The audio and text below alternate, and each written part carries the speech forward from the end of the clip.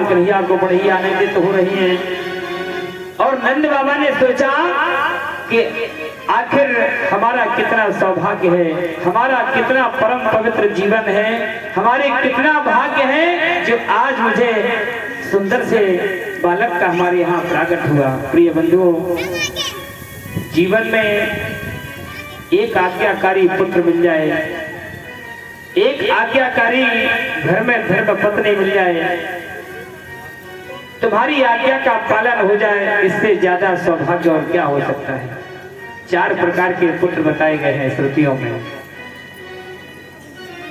पहला पुत्र होता है शत्रु पुत्र, दूसरा पुत्र होता है उदासीन पुत्र, तीसरा पुत्र बताया गया है रणानु संबंधी पुत्र, और चौथा बताया गया है सेवक पुत्र। प्रिय बंधुओं, शत्रु पुत्र कौन होता है? पहला पुत्र होता है शत्रु पुत्र। इस संसार सागर में हमारे पूर्व जन्म का कोई बैरी ही होता है जो हमारे यहाँ पुत्र के रूप में प्रकट होता है। हमने जीवन में किसी से शत्रुता कर ली, किसी से लड़ाई झगड़ा कर दिया, किसी से हमने बैर कर लिया, और इस जन्म में उसने यदि बदला नहीं ले पाया तो अगले जन्म में आकर वो तुम्हारे पुत्र के रूप में बनेगा और वो तुमसे आकर बदला लेगा। तो पहला पुत्र बताया गया है शत्रु पुत्र, जो तुम्हारी बात को ना माने, तुम्हारी आज्ञा की अवज्ञा कर दे, तुम्हारा अपमान करे, वो तुम्हारा शत्रु पुत्र माना जाता है। दूसरा पुत्र बताया गया है ऋणानु संबंधी पुत्र। हमने किसी से ऋण लिया, हमने किसी से पैसा लिया, यदि हम उसका इस जन्म में नहीं दे पाए तो अगले जन्म में वो हमारे यहाँ पुत्र के रूप में अवतरित होगा, और अपने पूर्व जन्म का बकाया वसूल करने के लिए वो हमारे यहाँ पुत्र के रूप में उत्पन्न हुआ और अपना पैसा वसूल करके वो चला जाता है। तीसरा पुत्र होता है उदासीन पुत्र, जो माता पिता से दूर रहकर, क्योंकि माता पिता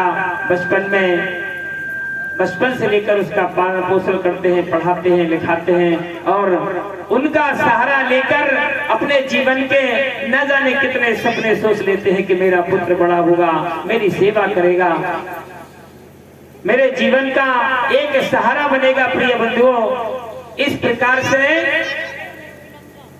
लेकिन पुत्र का धर्म क्या होता है? कर्तव्य ये होता है कि जिन माता पिता ने हमें जन्म दिया, हमारी जो जीवन की जो शैली है, वो जीवन जीने का एक रास्ता दिया, हमें अपने माता पिता को भूलना नहीं चाहिए। तो जो माता पिता से दूर दूर रहकर उनके विरोधाभास करते हैं, उनसे विरोधाभास महसूस करते हैं, ऐसे पुत्र उदासीन पुत्र माने जाते हैं। कहीं कहीं ऐसा होता है कि हमारे समाज में, इस संसार में, दुनिया में, हमारे यहाँ पुत्र ने जन्म लिया और जन्म लेने के बाद 20 साल के 25 साल के हुए और विवाह हुआ और बेचारे चले गए।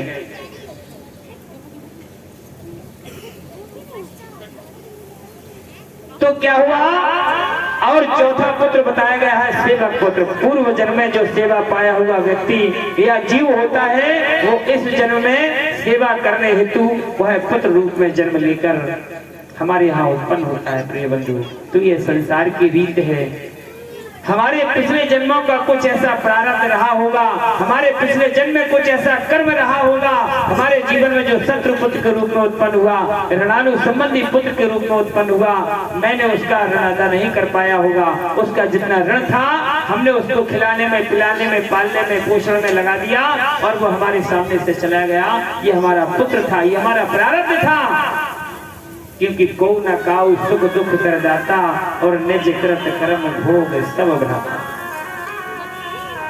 प्रिय बंधुओं, हमें अपने जीवन में हमेशा दास्य भाव से जीवन जीना चाहिए। माताएं हमारी सुबह से उठती हैं और पूरे घर का कामकाज करती हैं, सब कुछ करती हैं, हमारे भाई बंधु भी काम करते हैं और फिर भी कहते हैं कि हम परेशान है। आखिर क्यों? हमारे जीवन में ऐसी कौन सी विकल्पता आ गई हमारे जीवन में ऐसा कौन सा कुकर्म हो गया, कौन सा ऐसा रोजाना कार्य हो रहा है जो हमारे जीवन में ये निष्फलता आ रही है, ये विफलता आ रही है। प्रिय बंधुओं, हमेशा ध्यान रखना, 5 चीजों से हमारा भाग्य बनता है। पहली बात है हमारा स्वभाव। संत का एक लक्षण होता है, व्यक्ति की वाणी से उसकी व्यक्तित्व पहचान हो जाती है, तो सबसे पहले हमें अपना स्वभाव बदलना चाहिए। यदि हम प्रेम से, स्नेह से, वात्सल्य से किसी से बात करेंगे तो हमारी ओर खींचा चला आएगा। प्रिय बंधुओं, हमें अपने भाग्य को बदलने के लिए पहला हमारा गुण होता है, वो है स्वभाव। सबसे पहले हम इस मानव जीवन में अपने स्वभाव को परिवर्तित करें। दूसरा गुण है हमारा वाणी। मीठी बोली एक बहुत ही सुखदायक है। बोली एक अमूल है, जो कोई बोले जान, ये तराजू तौल के तब मुख बाहर। प्रिय बंधुओं, इसलिए वाणी को हम अपनी सुदृढ़ रखें, क्योंकि जो हमारी वाणी है, इसी वाणी के द्वारा हम न जाने कहां से कहां पहुंच जाते हैं। जो विद्वान संत होते हैं, ब्राह्मण होते हैं, व्यास होते हैं, भगवान की कृपा से जो महान विद्वान हो जाते हैं, उनकी वाणी का ही तो प्रभाव है प्रिय बंधुओं। और दूसरा वाणी, तीसरा होता है चरित्र। हमारे जीवन में यदि चरित्र और चित्रण यदि एक रहेगा तो संसार के हम किसी भी कोने में निकल जाएं, हमें कोई नीचा नहीं दिखा सकता है। नारद जी हर जगह, चाहे देवताओं में, चाहे वो असुरों में जाएं, हमेशा उनका सम्मान होता था। क्यों? चरित्र और चित्रण उनका बहुत अच्छा था। और भगवान ने स्वयं कहा है कि नाहम बसामी वैकुंठे योगी नाम हृदय नचा, मद भक्ता यत्र गायत्री तत्र तिष्ठामि नारदा। ये नारद, हमारा वास वहां है जहां हमारे भक्त कीर्तन करते हैं, जहां हमारे भक्त हमारे नाम का स्मरण करते हैं, हमारे नाम का गुणगान करते हैं प्यारे बंधुओं। और चौथी बात होते हैं कर्म। हमारे जीवन में कर्म की प्रधानता यदि अच्छी है, प्रारब्ध क्या होता है प्रिय बंधु, ये ध्यान दीजिएगा। आज का हमारा किया हुआ कर्म ही कल का प्रारब्ध बनेगा। आज हम जो कर्म कर रहे हैं, ये हमारे कल का प्रारब्ध बनेगा। और 5वीं बात है प्रकृति का सदुपयोग करना। हमें जीवन में हमेशा प्रकृति का सदुपयोग करना चाहिए। चित जल पावक गगन समीरा, जो जल होता है, ये प्रकृति का सदुपयोग करना है। जल को कितना फैलाना है, जल को कितना उपयोग करना है, इन 5 चीजों को यदि व्यक्ति अपने जीवन में सुदृढ़ कर ले तो प्यारे बंधुओं, इससे हमारा भाग्य बनता है।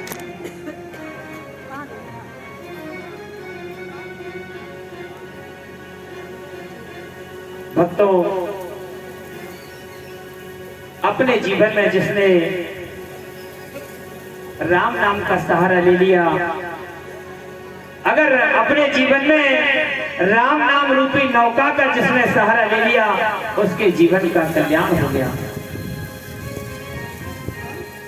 लेकिन आज के समय में लोग प्रपंच में पढ़कर अपने इस मानव जीवन को खराब कर देते हैं प्रिय बंधु। हमारे जीवन में सब कुछ होते हुए भी लेकिन हम अपने जीवन को सुदृढ़ नहीं कर पाते हैं। इसलिए प्रिय बंधुओं, ये ध्यान रखें कि हमें अपने जीवन में हमेशा चिंतन करना चाहिए, परमात्मा का नाम लेना चाहिए, उनका गुणानुवाद करना चाहिए। और हमेशा आज हनुमान जी सरकार का नाम, चारों युग प्रताप तुम्हारा है प्रसिद्ध जगत जियारा। चारों युगों में श्री हनुमान जी सरकार का नाम क्यों है? पाराशर संहिता में एक कथा आती है प्रिय बंधुओं, नई बात है, बताने का प्रयास कर रहा हूं। पाराशर संहिता में वैसे विद्वान लोग बताते हैं हनुमान जी बाल ब्रह्मचारी हैं, लेकिन पाराशर संहिता के अनुसार हनुमान जी का विवाह एक प्रमाण है। इनकी सुपुत्री जो सूर्य की पुत्री सुवर्चला है, सुवर्चला से इनका विवाह हुआ है। हनुमान के जो गुरु हैं, हनुमान जी सरकार के सूर्यदेव महाराज हैं। हनुमान ने सूर्यदेव से कुल 9 विद्याएं सीखनी थी, इन्होंने 5 विद्याएं सीख ली और 4 विद्या सीखने के लिए विवाह का होना अति आवश्यक था।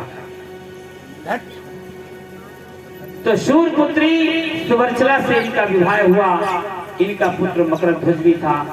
हनुमान का जन्म शायद अगर ना जानते हो तो सुनिए, इनका झारखंड राज्य के गुमला जिला के अंजन गांव में हुआ था, एक गुफा में जो आज भी अंजनी माता के नाम से वहां विख्यात है। जो इनके वास्तविक गुरु थे, एक ज्ञान गुरु थे, और इनके जो वास्तविक गुरु थे उनके गुरु का नाम था मनिंदर गुरु। और इनकी उड़ने की जो शक्ति थी हनुमान जी सरकार की 11 किलोमीटर प्रति सेकंड की इनकी ये गति थी साहब होने की। प्रिय बंधुओं, जो हनुमान जी सरकार हैं, इनके 5 सगे भाई हैं, मतिमान, गतिमान, श्रुतिमान, केतुमान और धृतिमान। ब्रह्मांड पुराण के अनुसार 10,000 हाथियों में जितना बल होता है उतना बल इंद्र के ऐरावत में होता है, और 10,000 ऐरावत में जितना बल होता है उतना बल देवराज इंद्र में होता है, और 10,000 देवराज इंद्र में जितना बल होता है उतना बल हनुमान जी के एक रोम में होता है। बोलिए हनुमान जी सरकार की जय। कहने का तात्पर्य, आज श्री हनुमान जी सरकार राम जी के चरणों के परम सेवक थे। उन्होंने अपने सारे जीवन में सिर्फ राम का नाम लिया, चिंतन किया, और चिंतन करने से ही आज चारों युग प्रताप तुम्हारा है, प्रसिद्ध जगत जियारा। सारे जीवन उन्होंने राम जी का ही नाम लिया, और राम जी का नाम ले लेकर आज उनका नाम अमर हो गया। प्रिय बंधुओं, ये भगवान की ये जो सुंदर कथा का रसास्वादन हम सभी लोग कर रहे हैं, हमारे बड़े सौभाग्य हैं। आज हम सब उनके चरित्रों का वर्णन करके हम अपने जीवन को आनंदित कर रहे हैं। एक दिन माता कौशल्या ने प्रभु राम जी से कहा, हे राम, मुझे ये मन में मेरे एक शंका हो रही है, मुझे एक बात गूंज रही है प्रभु। कौन सी बात माँ?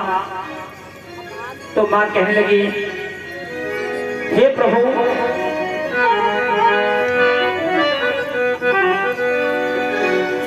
मैं ये सोच सोचकर बड़ी ही व्याकुल हो रही हूं कि प्रभु आप कौन से राम हो? आप कौन से राम हो? क्या वो राम हो जो वन वन में भटक कर हे खग मृग मधुकर श्रेणी तुम देखी सीता मृग ने? क्या तुम वो राम हो? क्या तुम वो राम हो जो पत्थरों पर राम नाम अंकित कर दिया था? क्या तुम वो राम हो? आज माता कौशल्या प्रभु राम जी से पूछ रही है। जब भक्त के हृदय में किसी प्रकार की कोई भी अगर शंका प्रकट होती है तो संत महात्मा विद्वानों से पूछा जाता है। माता कौशल्या कहने लगी, हे राम,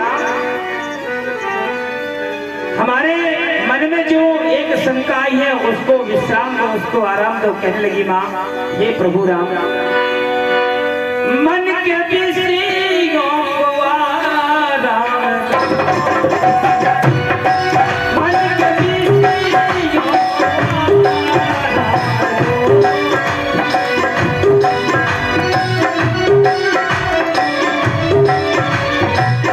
हमारे जो मन में विकार आ जाते हैं उनमें विश्राम कैसे आता है बंधुओं? हमारे जीवन में भी विकार आते हैं, हमारे आपके में भी आते हैं, तो इनको विश्राम कैसे मिलेगा? माता ने लोक कल्याण की भावना से ये प्रश्न कर दिया प्रभु राम जी से। कहने लगी, प्रभु, मन के विषयों को आराम दो, व्यक्त जीवन है आराम दो,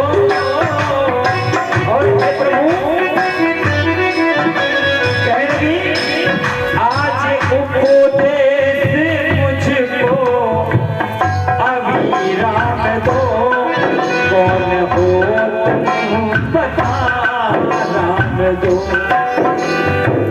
कौन हो तुम बता राम दो, क्योंकि जो हमारे गोस्वामी तुलसीदास जी ने बताया श्री रामचरितमानस, क्या तुम वही राम हो? पुराणों में लिखा है, क्या लिखा है? जो राम नाम अंकित है प्रभु, क्या तुम वही राम हो? पुराणों में लिखा है, तेरे बाणों में लिखा है। तुमने अपने बाणों से न जाने कितने राक्षसों का उद्धार कर दिया, क्या तुम वो राम हो? पुराणों में लिखा है, तेरे बाणों में लिखा है, और सागर में तैरते हुए पाषाणों में लिखा है, तेरा नाम ललना ललना।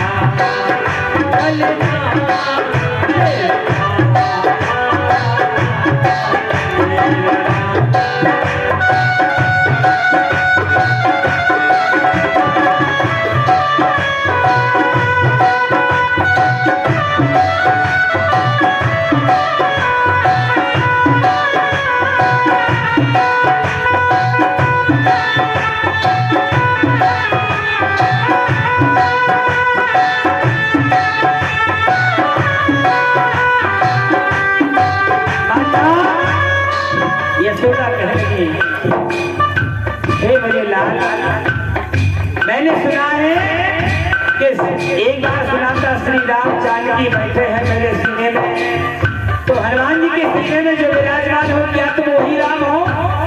आज आपके ग्राम में मौली बाबा के चरणों की कृपा से जो ये कथा का कार्यक्रम चल रहा है, जो ये सुंदर सी श्रीमद् भागवत कथा का रसा स्वागत आप लोग कर रहे हैं, ये बाबा जी के चरणों की परम कृपा है। तो माता कहने लगी, हे पुत्र, कपि के सीने में विद्यमान हो, कपि के सीने में विद्यमान हो,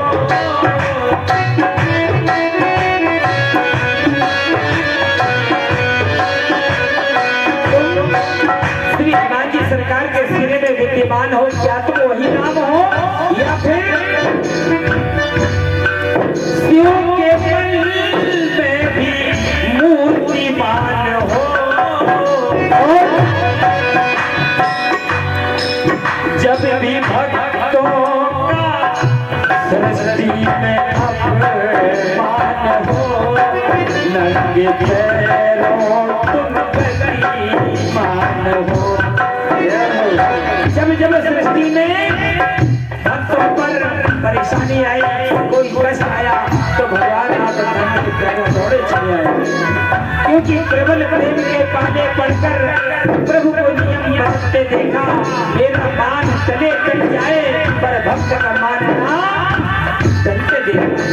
तो माता यशोदा ने कहा, लगा जब भी भक्तों का अपमान हो, नंगे पैरों तुम गतिमान हो, तो बेल पत्ती पर लिखा है, बेल पत्ती पर लिखा है, भगवान शंकर के पिंडी पर जो चढ़ाई जाती है बेल पत्ती, उस पर राम अर्पित कर दिया जाता है। क्या तुम वही राम हो? बेल पत्री पर लिखा है, तुलसी पत्री पर लिखा है, शिव जी ने किया जो उस पान पत्री पर लिखा है, तेरा नाम ललना, तेरा नाम ललना, तेरा नाम ललना।